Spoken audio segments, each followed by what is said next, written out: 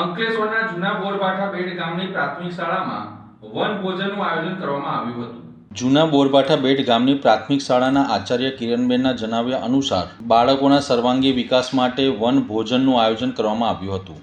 ગામની નજીકમાં આવેલ રેવા અરણ્ય વન ખાતે આજરોજ શાળાના બાળકોને લઈને વિવિધ જીવન ઉપયોગી વનસ્પતિઓની ઓળખ કરાવી તેના વિશે જાણકારી આપવામાં આવી હતી।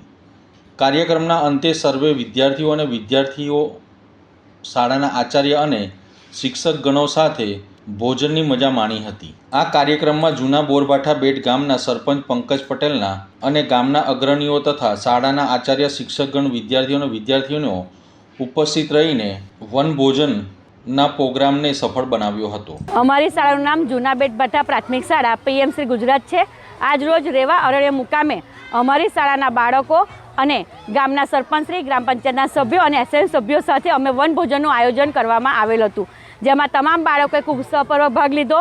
બાળકો અહીંયા અવનવી વનસ્પતિઓના નામ જાણ્યા, તેના ઉપયોગો વિશે માહિતગાર થયા અને સાથે સાથે સર્વાંગી વિકાસના ભાગરૂપે વનભોજનનું આયોજન કરેલ હતું, જેમાં બાળકોને ખૂબ મજા આવી।